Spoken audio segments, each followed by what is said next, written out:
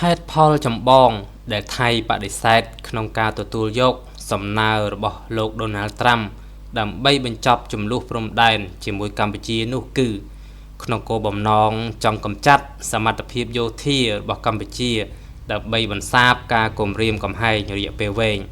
វាជាការបង្ហាញជំហរយោធាថៃក្នុងអំឡុងពេលជម្លោះដ៏តានតឹងមួយ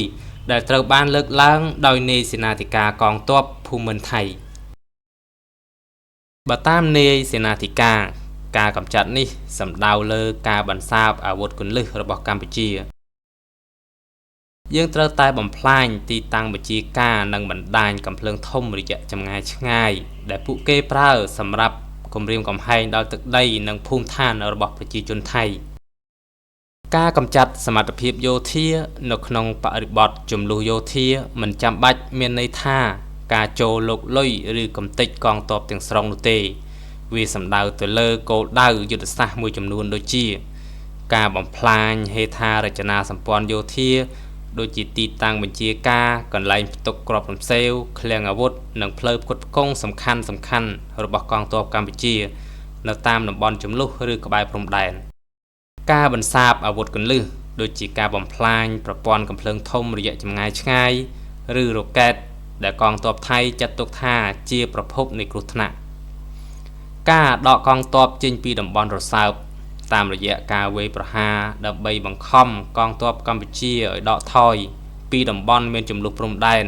ដែលថៃចាត់ទុកថាជាដែនដីរបស់ខ្លួនការទម្លាក់តម្លៃប្រតិបត្តិការធ្វើឲ្យកងទ័ពកម្ពុជាបាត់បង់សមត្ថភាពក្នុងការធ្វើសង្គ្រាមតបតឬមិនអាចធ្វើការវាយប្រហារទៅលើទឹកដីថៃបានតទៅទៀតការលើកឡើងបែបនេះក្នុងន័យលុបបំបាត់ការគំរាមកំហែងរយៈពេលវែងដែលបង្ហាញថាគោលបំណងរបស់ថៃមិនមែនត្រឹមតែដោះស្រាយជម្លោះបច្ចុប្បន្ននោះទេតែដើម្បីការពារកុំឲ្យមានការផ្ទុះជម្លោះឡើងវិញនៅពេលអនាគតការធានាសុវត្ថិភាពព្រំដែនយោធាថៃចង់បង្កើតតំបន់គ្មានគ្រោះថ្នាក់